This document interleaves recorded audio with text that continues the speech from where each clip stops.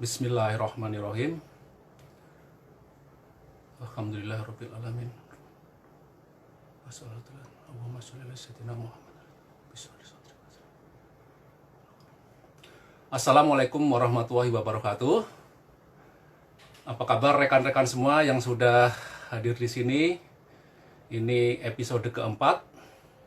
Mungkin ada peserta ada yang mengikuti 3 episode sebelumnya, dan mungkin juga ada yang baru. Sekali lagi selamat datang.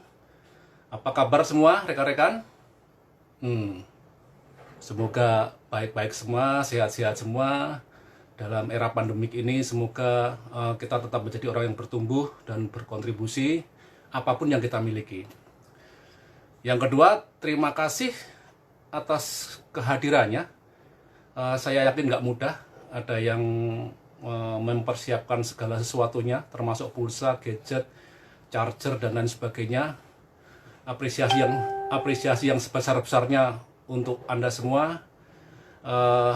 Semoga jerih payah ini menjadi ibadah terbaik untuk kita. Amin ya rabbal alamin. Saya doakan yang hadir di sini nanti bisa membawa manfaat yang terbaik, dan mungkin menjadi jalan keluar atau sesuatu jawaban yang sedang dicari oleh pertanyaannya ya. Itu perkenalkan, nama saya Pak Sugeng atau Pak Sugeng Utoyo. Acara ini diinisiasi oleh teman-teman waktu itu adalah perkumpulan kami di STM Pembangunan Semarang di Jakarta. Bagaimana kita bisa menginspirasi rekan-rekan SMA apa yang kita punya.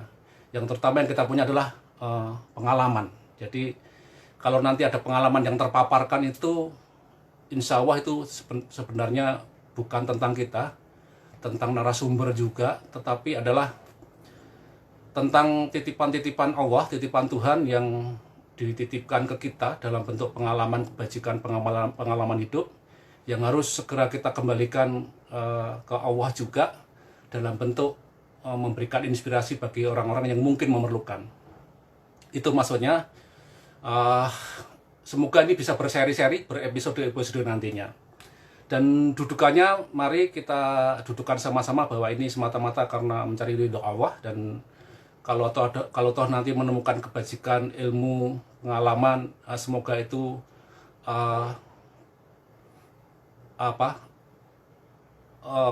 kita aplikasikan untuk diri kita sendiri dulu sebelum kita merubah orang lain. Dan semoga kalau ada kebajikan, kebijakan yang ketemu di sini bisa langsung diterapkan, kita bentukkan dalam memori otot. Itu untuk episode ini. Dari judulnya ada sudah nekat memulai usaha dari nol. Nah, ini kita sudah hadirkan narasumber yang memang punya pengalaman itu. Semoga nanti pengalaman-pengalaman dalam berjuang membangun usaha ataupun pengalaman-pengalaman yang dipersiapkan itu adalah bisa untuk kita semua. Oke, ini kita hadir spesial edisi kemerdekaan. Semoga ini bagian dari termasuk menumbuhkan bangsa ini. Backgroundnya 75 tahun Indonesia Merdeka. Semoga ini menambah gemuruh hati kita untuk berbakti pada bangsa ini. Oke, sudah. Saya request Mas Eri. Monggo di accept.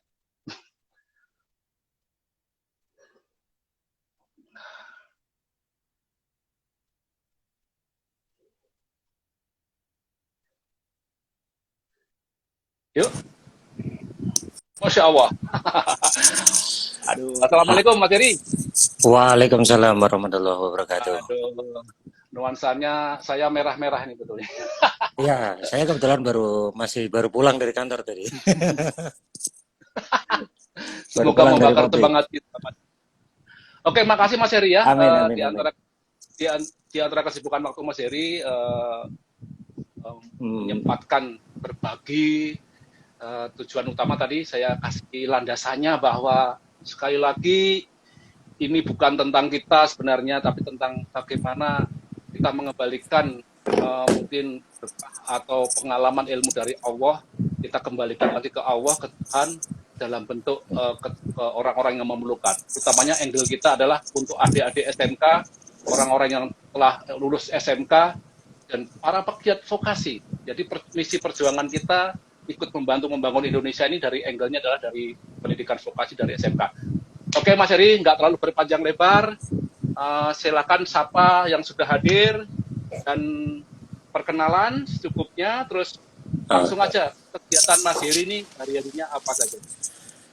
Dari Oke, sampai sebelumnya ya terima kasih. Assalamualaikum warahmatullahi wabarakatuh. Waalaikumsalam Perkenalkan, warahmatullahi wabarakatuh.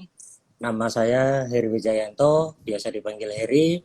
Saya salah satu alumni Pojok Simpang 5, jurusan EK, Elektronika Komunikasi.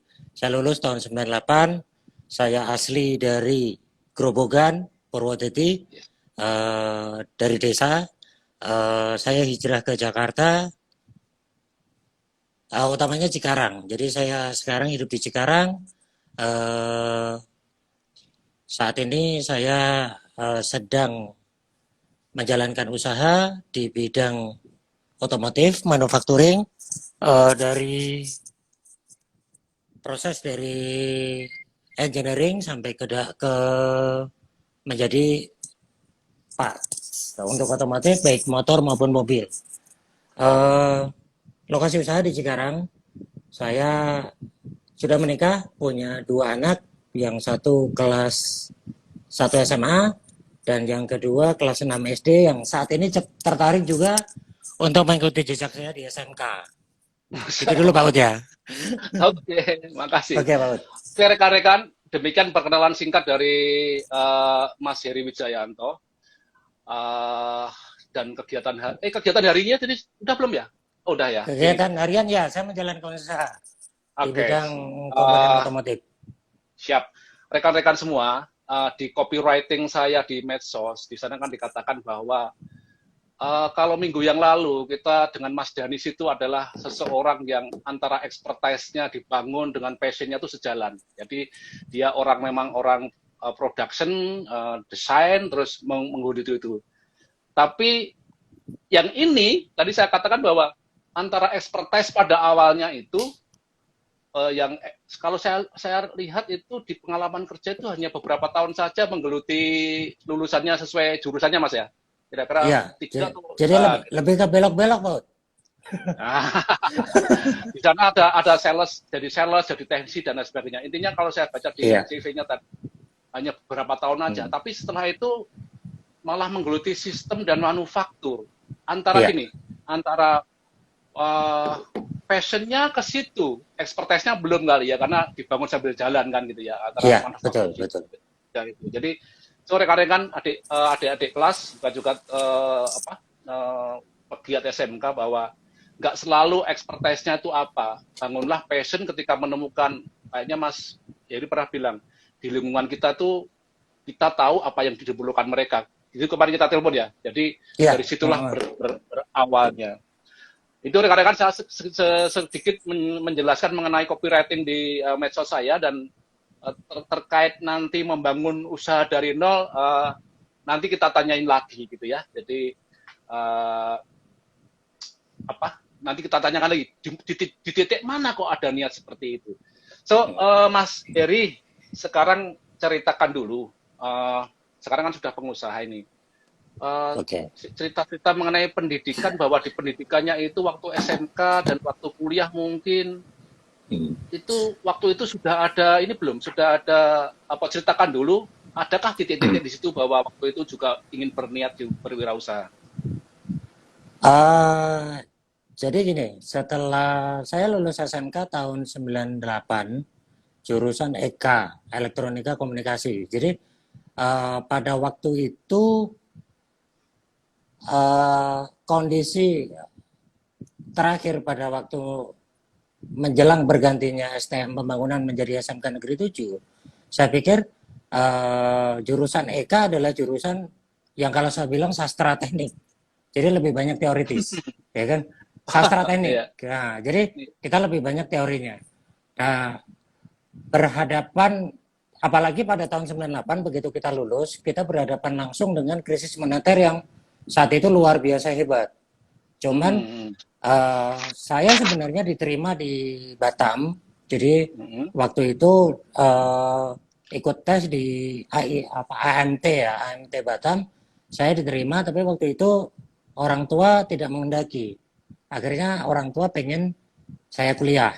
Sebenarnya sejak itu naluri wirausaha saya sudah mulai ada, karena saya tidak pengen kuliah dengan merepotkan orang tua. Makanya begitu lulus tahun 98, saya buka rental komputer dan internet, belum ada internet, rental komputer dan pengetikan dan juga servis di daerah Universitas Tekubang yang sekarang menjadi apa? Dulu Stimix Tekubang di daerah Mugas ya, di daerah Mugas. Jadi mulai itu saya sudah mulai tertarik dengan dunia usaha. Jadi saya juga sempat kerja menjadi teknisi wartel saat itu, cuman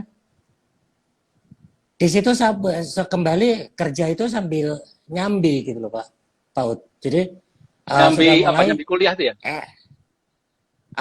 Jadi kerja nyambi kuliah, nyambi bisnis. Jadi waktu itu jual beli antena untuk penguat sinyal dan sebagainya. Dan mulai tertarik juga di bidang produksi. Artinya kalau saya menilai, jadi basicnya adalah sebenarnya bukan jiwa usahanya itu, tapi jiwa dagang yang ditanamkan oleh orang tua saya dari kecil. Karena saya waktu SMP itu saya jualan es lilin Pak Baut. Jadi jiwa usaha itu dimulai dari jiwa dagang itu dimulai mempunyai dagang waktu itu gitu. Dan sampai sekarang orang tua saya juga masih berdagang. Oke. Ya, sebelum diteruskan saya ambil insight sedikit. Jadi waktu lulus SMK ingin kuliah dan ingin biaya itu sendiri ya, sehingga lulus SMK sambil kerja di wartel, kerja jual-jual antena dan kuliah. Jadi rekan-rekan SMK yang mungkin sekarang masih duduk di bangku SMK selalu aja begitu. Artinya apa?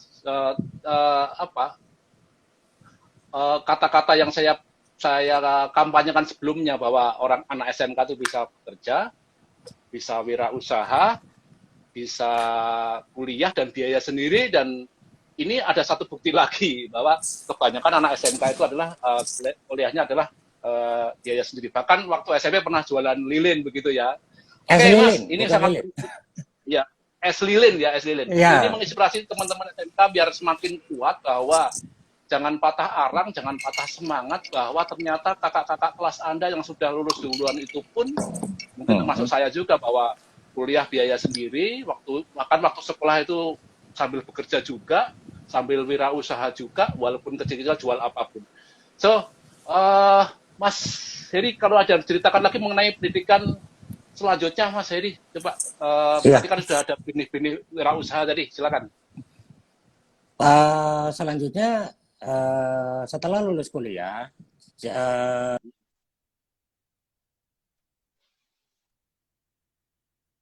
saya memberanikan diri, saya merantau ke Jakarta waktu itu, mencoba mencari kerja di luar teknisi karena saya tertarik untuk sales and marketing.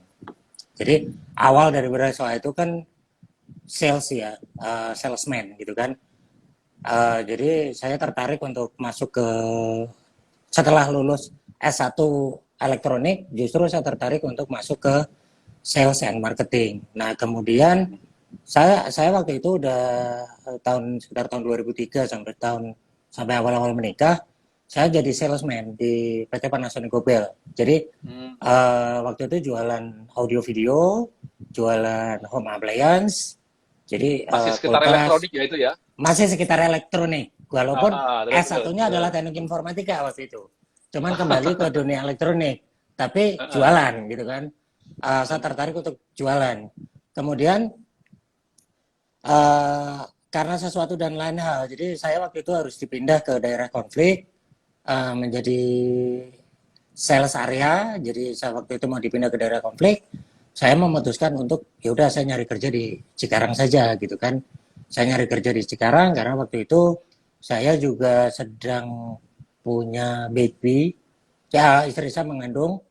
Jadi waktu itu saya juga kondisinya habis menikah. Jadi kalau kita harus kerja di luar kota kan berat juga gitu kan. Makanya saya memutuskan untuk ke Cikarang. Saya menjadi sales di PT Trimitra Citra Hasta. Jadi awal dari situlah kita mulai bergelut di bidang manufacturing. Tapi waktu itu untuk menjadi sales saya kan harus tahu engineering seperti apa gitu kan. Makanya saya terjun dulu ke engineering, saya nyoba membangun passion saya di situ di engineering. Ya alhamdulillah ketagihan sampai sekarang. Jadi kalau di STM Pembangunan, kalau di SMK 7 waktu itu saya Eka elektronika komunikasi, tapi kerjanya jadi kayak anak MK gitu. Jadi kerjanya jadi anak MK yang masuk ke dalam otomotif. Jadi kalau dibilang ini lintas jurusan Pak. Gitu. Sampai sekarang ya tentunya saya pernah mencoba bisnis di bidang food, ya kan. Ternyata tidak lagi di situ, mungkin passionnya juga bukan di situ, walaupun saya dan istri saya sangat suka masak, tapi mungkin passionnya nggak di situ. Jadi beberapa kali kita usaha food, ya alhamdulillah gagal gitu kan. Jadi kita syukuri, gagal juga kita syukuri, karena dengan kegagalan itu kita bisa menemukan oh apa passion kita. Nah akhirnya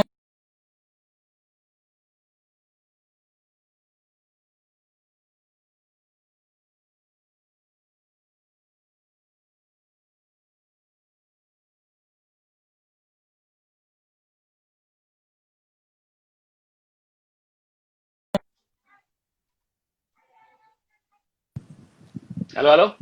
Udah, ya gabung saya pindah ini kayaknya saya ganti provider. Oke, Mas. oke. Berarti setelah menetapkan di yang terakhir ini sudah mulai tertarik dengan engineering mengenai Ya, manufaktur gitu ya. betul. Rekan-rekan saya ambil insight sebentar. Kemarin kita cerita kalau waktu episode 2 dan 3 bahwa bahkan di copywriting saya awali dengan ini, untuk berbuat kebaikan apapun, termasuk untuk usaha, bekerja, harus selalu ada antara expertise, passion, dan marketing. Marketing itu adalah orang-orang yang membutuhkan sekitar kita. Dan ternyata kita milihnya adalah passion itu lebih diberatin karena expertise bisa dibangun, gitu kan Mas? Ya, expertise Nah, bisa dibangun, market bisa dibangun dengan ketekunan kita. Cuman kalau passion yes, itu yang harus yes. benar-benar kita masuk ke passion itu. Jadi Bahkan kalau kita tidak sesuai passion, kita expert apapun dan kita market dekat dengan kita. Cuman kalau itu tidak sesuai passion, ya yang saya alami nggak berhasil gitu. that's right. Rekan-rekan semua yang menyimak, teman-teman SMK dan pegiat SMK semua, bahwa untuk market and expertise, we really bisa membantu, bisa minta tolong orang lain. Bisa minta tolong lain. Expertise ada orang lebih ahli, bisa kita sewa, bisa kita tanyain. Marketing bisa juga kita minta tolong orang lain. But one thing, passion kita nggak bisa minta tolong orang lain. Ya, Ya Mas, setuju kan? One passion betul. bisa minta tolong orang lain karena apa? Passion itu ada dalam diri kita yang selalu menyala, merupakan pelita yang bikin kita mungkin nggak bisa tidur kalau belum selesai, merupakan sesuatu kita nggak puas kalau nggak tuntas dan selalu mengganggu saja kalau ini belum beres. That is passion. Jadi kalau saya dengar padahal waktu itu kita kalau menggeluti passion itu enjoy most Mas ya. Enjoy most itu berarti betul-betul seneng banget gitu ya, sampai jungkir balik ya nggak apa-apa. Oke.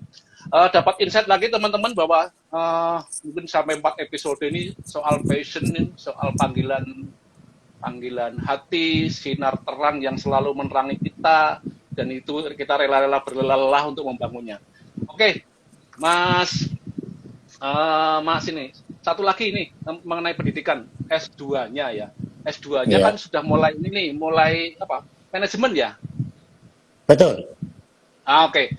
Di pendidikan S2 itu apa yang bisa value apa yang bisa disampaikan ke adik-adik kelas atau ke teman-teman yang sudah lulus ini sehingga itu membuat mereka membara lagi passionnya, membara lagi semangatnya bahwa hidup tidak sekedar sesuatu yang di depan mata kita, tetapi go beyond, sesuatu yang jauh dari di atas kita. Silakan Mas Iri. Ya, jadi gini, karena kita dari muda ya, dari muda itu kan kita dididik untuk satu hal yang bersifat teknis. Jadi satu hal yang bersifat teknis, 1+1 adalah 2, ya kan? 2 kali 2 adalah 4, ya kan? Cuman kita anak SMK yang bersifat teknis. Oleh dari itu saya punya pandangan bahwa kita perlu belajar nih bagaimana mengelola pengelolaan terhadap perusahaan, pengelolaan terhadap sumber daya manusia, terlebih dari pengelolaan terhadap marketing. Karena dari marketing sendiri itu kan pada waktu seolah-olah gini, pada waktu kita ditanya, jadi 1+1 bisa jadi 2, bisa jadi 4, bisa jadi 10, bisa jadi berapa gitu. Karena konsep marketing yang saya pegang adalah bukan kita menjual sesuatu kepada orang itu, tapi bagaimana kita menjadi solusi terhadap customer. Artinya bagaimana customer datang ke kita, oh ya dia punya masalah. Tentunya ya udah kita tawarkan solusi ini. Gua punya solusi seperti ini. Saya punya solusi seperti ini. Tentunya dengan solusi itu customer kan harus bayar. Nah, manajemen inilah yang kita harus kelola. Jadi bagaimana kita memanage orang, bagaimana kita memanage market, bagaimana kita memanage everything. Nah, itu tidak saya temukan di bangku kuliah. Kenapa? Di bangku kuliah baik di bangku SMK maupun kuliah karena ya? pada waktu S1 karena kenapa?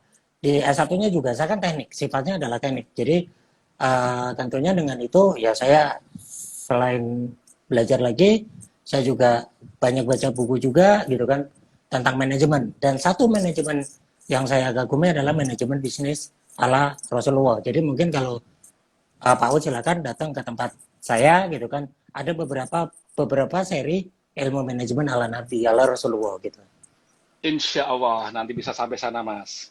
Iya. Oke, setelah SMK teknik, S1 juga teknik, kurang teknik itu lurus saja ya. Kayak kalau di elektro itu logic gate, jadi OR gate, AND gate, sangat rigid. Demikian juga kalau mesin, clearnya harus 0,0 ya harus 0,0. Kalau nggak ketemu, reset juga. So, belajar manajemen lagi karena ingin memanage sesuatu bahwa rekan-rekan adik-adik SMK juga yang telah lulus bahwa manajemen itu dipelajari kan karena sumber daya kita terbatas. Kalau sumber daya kita berlimpah mungkin nggak perlu manajemen kali ya. Dengan terbatasnya sumber daya baik biaya, waktu dan terbatas itu sehingga perlu ilmu manajemen. Dan satu tadi bilang marketing. Marketing adalah memang ujung-ujungnya dari sebuah bisnis adalah marketing. Dan difalsafkan artinya bahwa marketing itu adalah apa sih solusi yang bisa saya bantu terhadap orang-orang yang sedang kesulitan mencari sesuatu, sedang mencari jawaban sesuatu. Jadi itulah awal dari marketing Mas Iri ya. Iya. Jadi gini Pak, kalau kita konsep marketing hanya selling, itu 1 or 2 term aja udah selesai gitu kan. Jadi kalau konsep kita adalah menjual, selling, udah. Cuman kalau kita menjadi solusi bagi, mereka punya kesulitan misalkan untuk pembuatan ini gitu kan. Kita sodorin apa yang menjadi solusi. Oh ya, jadi kita bisa hadir dengan mungkin dengan QCD yang lebih bagus dan sebagainya. Mereka kan akan remembering, oh ya, akan order lagi, masuk lagi dan masuk lagi gitu kan. Itu yang membuat kita bisa berkompetisi dengan orang lain. Keterikatannya jangka panjang Mas ya. Jadi apalagi era sekarang itu kan era kolaborasi. Sehingga kalau itu kan bagian dari kolaborasi. Karena kalau nggak kolaborasi kan kayak apa tuh? Jual putus Mas ya. Jual putus nggak ada ininya. Apalagi landasan dengan kalau ada 5 kata atau 6 kata Mas Eri, sebelum saya selanjutnya. Kalau manajemen ala Rasulullah itu kalau diringkas dengan satu kalimat kira-kira gimana Mas Eri? Jadi ya kalau yang saya baca dengan kalau kita rumuskan dengan satu kalimat adalah bagaimana kita menghargai orang lain. Oke, oke, menghargai orang lain ya. Ya. Kalau Orang kita lain di sini adalah customer kita, teamwork kita, tim kita, bagaimana bahkan orang yang tidak ada kaitannya dengan kita pun kita tetap hargai. Insya Allah itu akan menjadi jalan bisnis buat kita. Yes. Suatu saat. Jadi ingat. Ya, betul. Kan jangka panjang. Ada dari guru saya ngomong gini, ketika era pandemik itu adalah era menanam. Jadi apa tuh, Coach Fahmi dan guru-guru saya yang lain ngomong gitu. Nanti setelah era pandemik ini kita kuat, kita memanen orang-orang yang kita bangun itu. Ya, beliau bilang begitu dari seminar-seminar pada awal-awal pandemik itu. Oke, Mas Heri, kalau saya baca, oke ya, rekan-rekan, saya simpulkan ketika masalah pendidikannya bahwa SMK teknik, S1 teknik. Di waktu SMK selalu saja anak-anak SMK tuh pengen kalau kuliah adalah biaya sendiri. Tadi udah diceritakan sama Mas Heri, mulai dari rental komputer, mulai jualan antena, bahkan waktu SMP jualan es lilin, sudah ada bakat-bakat seperti itu. Dan ketika sudah lulus S1 dan awal-awalnya itu menekuni pekerjaan sesuai dengan jurusannya, akhirnya ada passion yang lain ya. Akhirnya ada passion yang lain sehingga passion itu kita tidak bisa minta bantuan orang lain, tetapi kalau market sama expertise kita bisa minta bantuan orang lain. Lalu sekolah lagi ke manajemen karena betul-betul ingin helikopter view-nya naik bahwa bagaimana sih pengelola perusahaan, bagaimana sih marketing, bagaimana sih manajemen mengelola perusahaan, sehingga ujung-ujungnya tadi dikatakan ada manajemen ala Rasulullah Nabi Muhammad gitu ya, dan tadi ada satu kata menghargai. Jadi siapapun yang di lingkungan kita menghargai, walaupun waktu itu mungkin kita nggak punya hubungan langsung atau belum ada interaksi langsung, dan tadi Mas Heri katakan mungkin suatu saat itu akan menjadi berkah untuk kita dan kolaborasi sama kita. Gitu Mas Heri ya? Ya, betul Pak. Saya tarik garis lurus. Oke, Mas Heri, sekarang ini kalau saya baca bentar, saya ulangin dulu. Rekan-rekan semua, apa yang diceritakan Mas Heri, apa yang saya tambah-tambahkan kalimatnya, saya ulangin sekali lagi. Ini bukan tentang kami, bukan tentang kita. Ini semata-mata adalah tentang kami mengembalikan pengalaman kebajikan, ilmu yang kebetulan dititipkan Allah melalui kita, dan dengan program ini kita akan mengembalikan lagi ilmu itu dalam bentuk inspirasi Talk SMK yang semoga pengaruhnya semakin meluas, dan ini bentuk misi perjuangan kita, sehingga kita ketika bercerita itu mohon maaf banget tidak terselip bahwa ini tentang Mas Heri, tentang Mas Sugeng, dan tentang narasumber. It's really now buat kita mengembalikan lagi titipan Allah dalam bentuk kebajikan yang kebetulan saja bisa dititipin oleh siapa saja, dan orang bisa memilih untuk mengembalikannya. Gitu Mas Heri ya? Biar semakin semakin adem, semakin insya Allah bernilai ibadah. Mas Heri,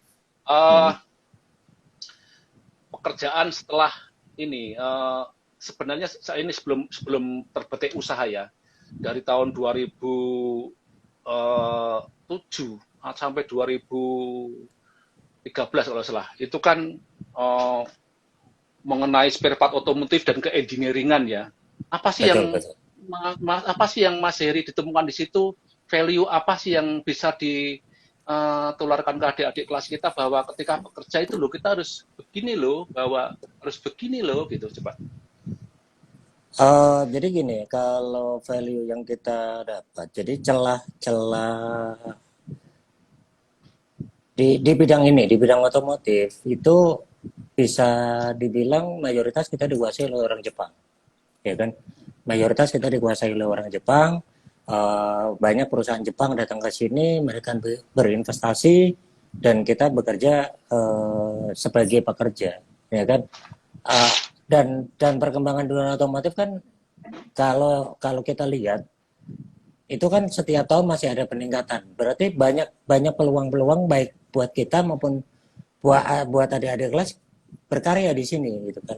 Nah, kita kuasai teknologinya, yang sebenarnya teknologi itu juga nggak ribet-ribet amat lah gitu kan. Kita kuasai teknologinya, kita pelajari teknologinya. Nah, di situ pasti kita punya punya apa ya? Kita punya nilai bahwa itu bisa berkembang gitu. Jadi dan setiap tahun pasti akan setiap saat pasti akan berkembang. Mungkin teknologinya tidak seperti IT yang berkembangnya luar biasa kuat gitu. Jadi itu juga nilai tambah supaya kita istilahnya yang tidak bermodal sekalipun itu kita bisa istilahnya kita cuma modal otak, kita bisa berkontribusi di situ. Jadi at least mungkin kita bisa berkontribusi banyak di situ gitu. Karena kan perkembangannya nggak luar biasa seperti IT sekarang, seperti teknologi komputer sekarang, seperti teknologi handphone sekarang nggak seperti itu gitu. Jadi sebenarnya mudah kita ikutin. Kalau yang penting kita coba kalau itu menjadi passion kita, itu sesuai passion kita, makanya itu bisa secara kontinu kita bisa ngikutin.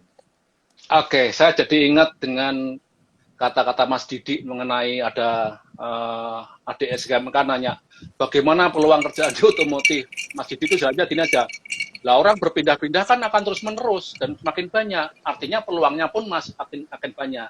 Tadi ditambahin dengan Mas Heri bahwa otomotif akan selalu ada peningkatan-peningkatan.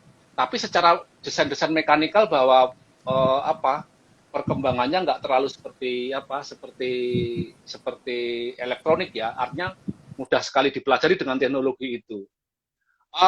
Mas Heri, jadi tadi Mas Heri bilang begini kan, otomotif akan selalu berkembang.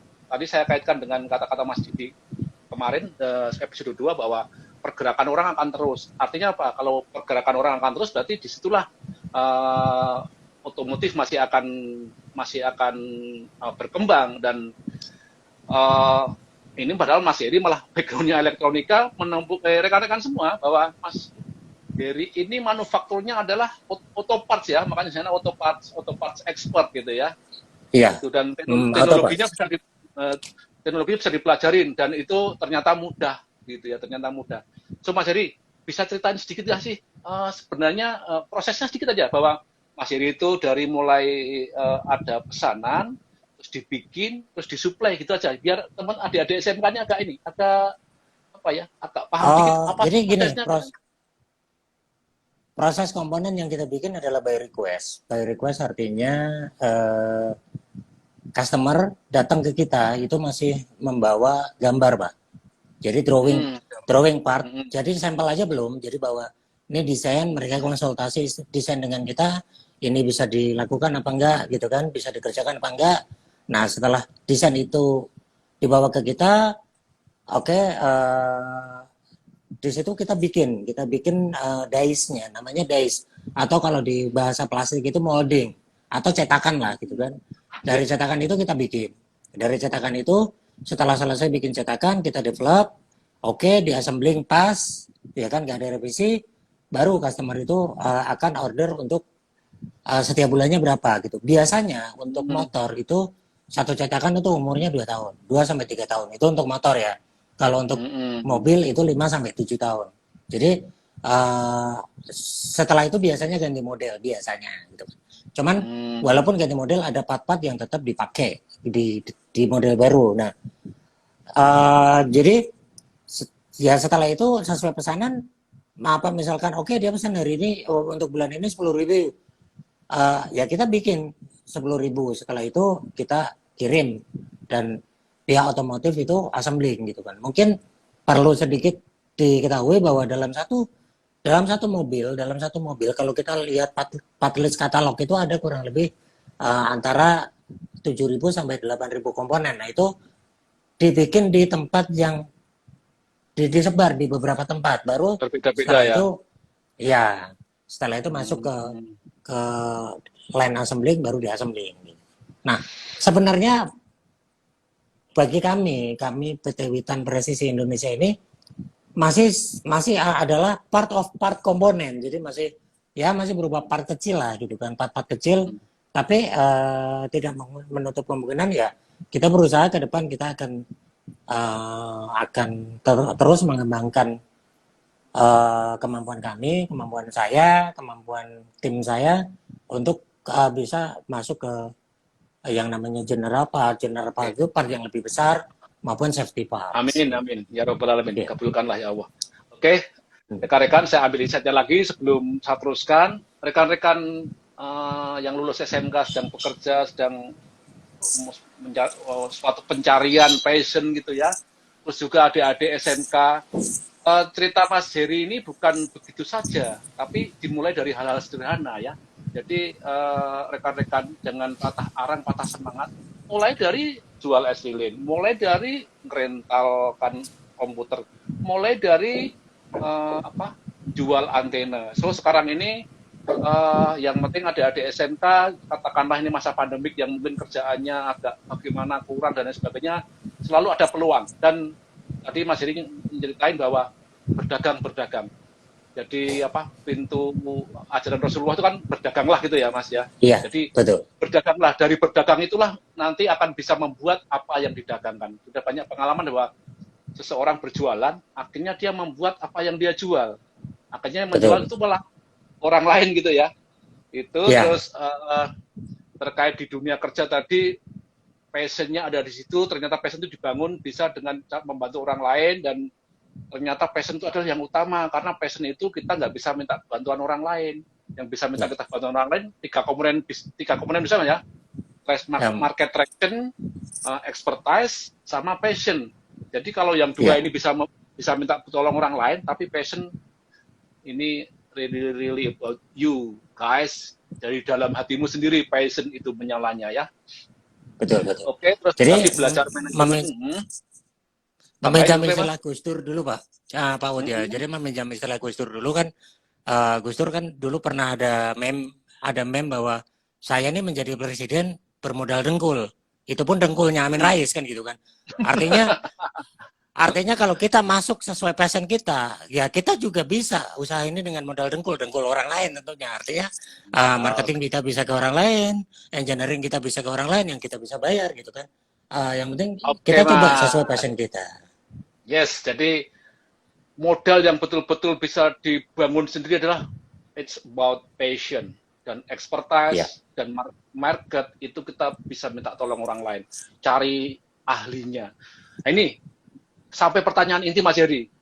Nah, judulnya itu kan nekat mulai usaha menjadi pengusaha dari nol. Coba ceritain yang agak emosional gitu biar rekan-rekan ada jawabannya ini. Coba itu Mas Heri. Oke, kita mulai dari sisi emosional ya. Jadi saya tertarik. Jadi saya waktu itu asik bekerja.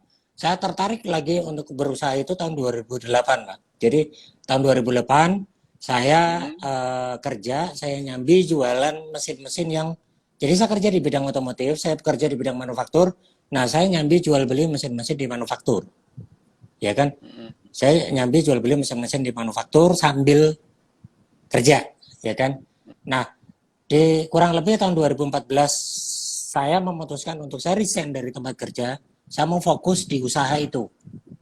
Ya kan? Saya mau fokus di usaha itu. Saya jual beli, termasuk mungkin kalau bahasa Cikarang saya Maduraan, jadi saya jual beli besi juga Pak gitu, seperti orang Madura.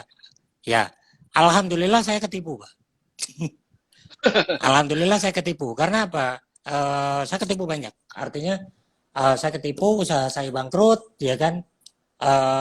Sampai ya bisa dibilang aset saya, aset pribadi saya sampai terjual gitu untuk menutupi yang seperti itu gitu kan, untuk menutupi kerugian itu. Terus nah disinilah saya nekat. Karena apa? Saya tetap harus bisa usaha, ya itu Itu yang ada di otak saya waktu itu. Saya nggak kepikiran untuk nyari kerja lagi, saya nggak kepikiran untuk ini lagi. Nah, di sini saya coba kerja berdua dengan istri. Jadi artinya gini, saya berdua dengan istri saya, apa yang bisa kita lakukan di rumah, kita lakukan di rumah. Jadi sembari saya membangun lagi dari nol lagi, saya sama istri, bahkan untuk kehidupan sehari-hari kita sampai kita jualan fried chicken, kita jualan bebek goreng, kita jualan bakso buletannya itu Pak gitu. Jadi kita coba semuanya gitu kan, kita bangun kembali lah dengan saya berdua dengan istri saya. Alhamdulillah sekitar kurang lebih tahun 2017 2018 kita kembali kita ke track, kembali kita menemukan usaha sesuai passion itu, dan sampai sekarang, sampai waktu itu kurang lebih sebelum sebelum sebelum kebangkitan kita lah, sebelum kebangkitan kita, sampai doa saya yang terakhir itu begini Pak Ud, ya Allah terserah mau diapain lagi, terserah gitu kan. Jadi sampai seperti itu. Masya Jadi Allah. sampai akhirnya tahun 2018 kita udah mulai bangkit lagi, kita udah masuk ke kawasan industri, ya tentunya dengan usaha-usaha yang lebih keras.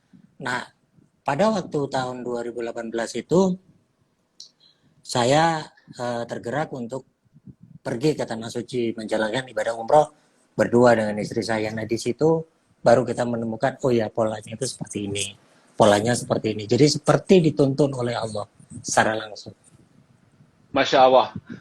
Rekan-rekan semua menggetarkan ceritanya. Jadi teman-teman SMK, saya tuh kumpul Oh ya, dengan banyak orang. satu lagi Pak Ud. Satu lagi. Tahun 2018, jadi saya waktu itu usaha udah jalan di bidang manufaktur, di bidang pembuatan namanya pembuatan dies sama moldnya. Tahun 2018 itu saya ditawarin untuk take over perusahaan yang hampir bangkrut. Hampir Manufaktur bangkrut. juga ya? Ya, Manufaktur juga ya? yang sekarang, yang waktu itu namanya PT Fajar itu. Jadi hampir bangkrut. Jadi berbagai macam penyakit di dalamnya.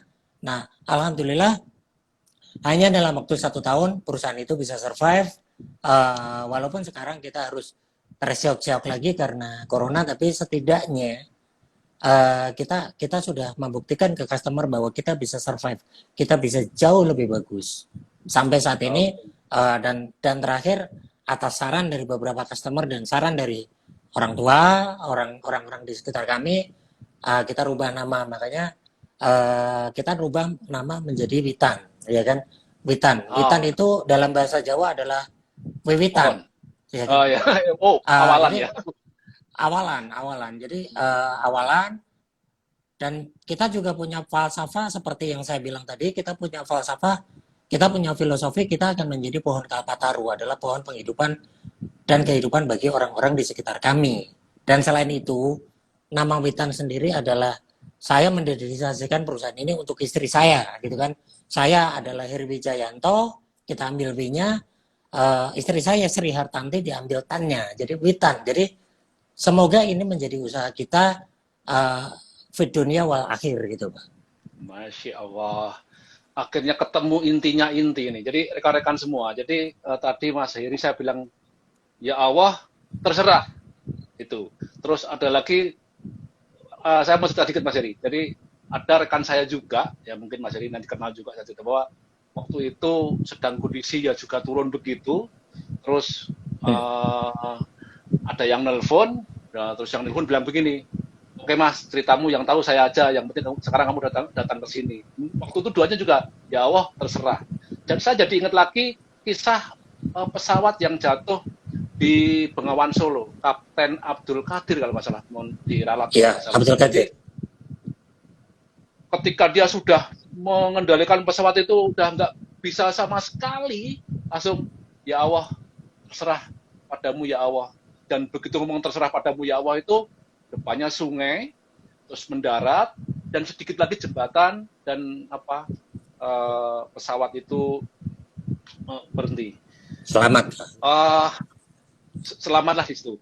Rekan-rekan, di antara tadi ada masa-masa turun seperti itu, tetapi kan Mas Heri itu sudah membangun dulu sebelumnya sebenarnya ya, membangun tadi sebelum terbetik membangun usaha tadi kan sudah membangun expertise-nya, tinggal nerusin saja. Dan ketika berdoa terserah itu kalau di bahasa itu kan dibagi 0,0 kalau kita belajar dulu apa tuh ESQ Mas ya.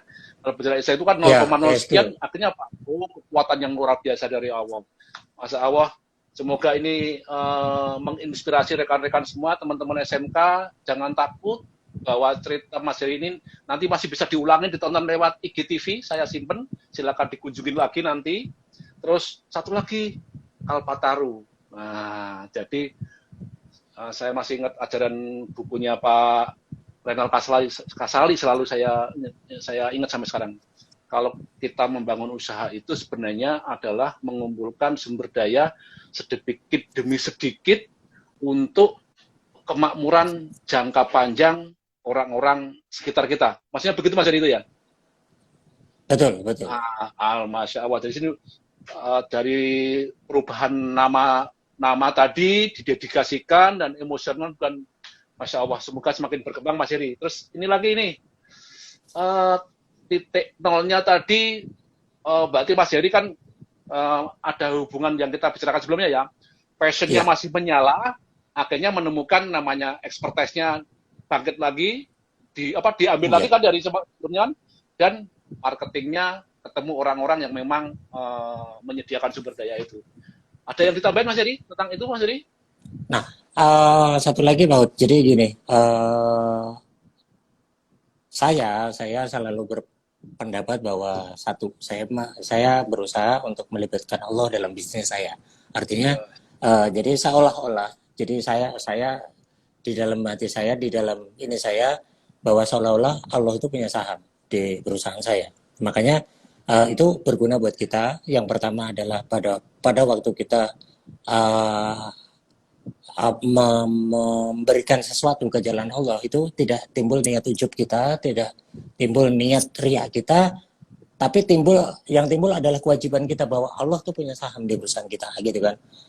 Yang kedua, tentunya dengan pola pikir seperti ini di otak kecil saya, jadi akan tertanam bahwa Allah ini sebagai komisaris di perusahaan saya. Tentunya kalau seorang komisaris ataupun Allah menjadi komisaris, nggak mau perusahaannya ini rugi, nggak mau perusahaannya ini bangkrut. Makanya selalu Allah kasih jalan. Nah, pola Kalpataru, pola berbagi seperti tadi, itu saya wujudkan dalam kondisi seperti ini. Saya tidak menggurui. Kita bicara waktu itu, kita pernah dengarkan waktu itu Ustadz Yusuf Mansur ya, yang sampai sekarang selalu bilang the power of sedekah. Cuman pola sedekah kita saya coba dengan pola itu, ya alhamdulillah sampai sekarang kesulitan seberat apapun selalu ada jalan. Masya Allah, ini kata-kata baru. Mungkin ini saya baru dengar nih, kalau kemarin kita belajar mengenai kerja keras, kerja cerdas, plus libatkan Allah menjadi kerja ikhlas ya. Ikhlas. Ini episode yang lalu. Episode keempat ini udah naik level lagi kita teman-teman semua yang hadir di sini, teman-teman adik-adik SMK nih yang masih kayak saya dulu berjuang seperti apa ya. Jadi setiap kita usaha, Allah punya saham. Setiap usaha, Allah komisarisnya. Artinya apa? Allah nggak mau rugi dong, nggak mau rugi, usahanya itu akan tidak berhasil. Oke, saya ulangi lagi kata-kata Mas, tadi sudah diulangi juga sama Mas Heri bahwa it's really not about us, about me, about Mas Heri. Sekali lagi saya ulangi lagi, ini adalah semata-mata kita mengembalikan lagi titipan Allah, kebajikan, kebijakan, ilmu, experience, dan lain sebagainya. Implementasinya salah satunya dalam bentuk seperti ini. Dan masih ada lagi angle-angle yang lain, karena kalau acara ini ditonton oleh siapapun sebenarnya bukan soal SMK-nya, tapi soal value kita dalam ikut berkontribusi pada negeri ini. Makanya saya beli backdrop merah ini di Shopee 200.000, beli itu apa itu? Lembungan ya. Nah ini tulisannya 75 bener kan ini ya? 75 bener ya? Di sini saya balik karena Instagram nggak bisa mirroring. Jadi di sini harus dibalik, jangan nggak. Kalau di Zoom atau apa itu platform meeting dibalikkan sama softwarenya. Itu mungkin salah satu langkah-langkahnya. Semoga sangat ini inspiratif banget. Hanya layak lagi nanti ditonton teman-teman lagi. Jadi Allah punya saham, Allah komisarisnya. It's not about us. Nah, ini it's not Basuk, guru saya Mas Indrawan Nugroho yang selalu menginspirasi saya itu adalah it's really not about us, but always about people around us yang mungkin kita apa ya, solusi hidupnya itu mungkin ada kecil sekali dititipkan oleh perjalanan hidup kita yang dititipkan Allah tentunya. Mas Heri, oke. Ini lagi sebenarnya intinya udah masuk nih pada ujungnya. Cuman gini Mas Heri, tadi alasan emosional sudah, sportivitas, spiritual sudah, rasionalnya juga. Saya masih ingat kata-kata Mas Heri ya. Kerja berkah, oke. Banyak itu harus, ya. Iya. Waktu itu kita telepon ya, banyak itu harus. Betul. Karena apa? Terus saya menimpali gini kan, kalau banyak nggak berkah, jadi nggak banyak. Artinya apa? Banyaknya insya Allah pasti berkah, karena berkahnya duluan. Mas Heri, ada akan ini kalau kita ngomong noble purpose, adakah tujuan mulia lagi yang mungkin Mas Heri masih terselip belum diungkapin bahwa perjalanan hidup ini kan persembahan kita, pelayanan juga untuk orang-orang sekitar kita. Masih ada nggak Mas Heri purpose beyond, purpose tujuan yang lebih atas lagi daripada sekedar kita sendiri? Kalau tujuan sampai saat ini sih yang belum jadi gini, tujuan utama saya untuk saat ini, kita juga pengen mengembangkan perusahaan ini, pengen mengembangkan PT Witan Presisi Indonesia ini menjadi perusahaan dengan skala regional. Ya. Tapi perusahaan ini diisi oleh orang-orang kita, oleh orang-orang Indonesia, dan saya pengen menunjukkan kepada dunia luar bahwa this is Indonesia. Jadi Indonesia itu bisa bersaing. Satu hal lagi yang kita sedang lakukan saat ini adalah salah satunya adalah kita bikin namanya digital system, Pak. Video system. Jadi kalau di perusahaan-perusahaan lain ya, video sistem ISO itu kan masih berupa tulisan. Nah, kita berupa video. Dan alhamdulillah saat ini di dunia otomotif kita perusahaan pertama. Di antara perusahaan-perusahaan Jepang yang sekian hebat itu kita perusahaan pertama yang kita orang Indonesia, dan ini murni dilakukan oleh orang Indonesia. Masya Allah, rekan. Tambah satu lagi nih rekan-rekan, kalau tadi kerja usaha itu Allah komisarisnya, Allah punya saham, dan tentunya Allah nggak mau rugi dan dikembalikan dalam bentuk sedekah dan lain sebagainya. Once more, it's about Indonesia. Kita orang Indonesia dan bisa. Temanya sama nih, mungkin nggak tahu ini backdrop ini saya pakai selama bulan Agustus nanti sebelum ganti warna. Nah, terus jadi saya punya tekad bahwa di dunia otomotif ini salah satu vendor, maksudnya di dunia otomotif ini orang Indonesia harus bisa menjadi tuan rumah di negara kita sendiri. Masya Allah, ini tentang gobionya tadi ternyata setelah tadi spiritual, keluarga, it's about our nation, ya. It's about Indonesia. Indonesia can do that. Indonesia bisa melakukan itu. Bahkan sekarang Mas Heri itu memiliki ide, bahkan untuk ide pertama di dunia, katanya kemarin dipresentasikan di orang Jepang ya, bahwa audit ISO itu memakai video gitu ya. Betul. Rekan-rekan sudah banyak banget. Nanti kalau mau nonton lagi saya simpen di ini. So Mas Heri, closing speak Mas Heri sebelum kita berpisah, dan biar ada yang dibawa pulang oleh adik-adik SMK kita, adik-adik SMK yang sedang pencarian, sedang mencari passionnya, mencari pelitanya Mas Heri, sebelum kita tutup Mas Heri. Mungkin gini, pesan buat adik-adik SMK atau lulusan SMK yang masih baru atau penggerak di dunia pendidikan vokasi. Yang pertama adalah temukan jati diri, temukan passion untuk kalian gitu kan, untuk kalian bangun passion itu. Setelah itu insya Allah dunia akan terbuka buat kalian. Yang pertama. Yang kedua, cita-cita atau kesuksesan itu berawal dari mimpi. Tapi apa yang harus kita lakukan adalah bangun, wujudkan mimpimu. Jadi jangan terlalu lama bermimpi. Bangun, wujudkan mimpimu. Kalau Oke.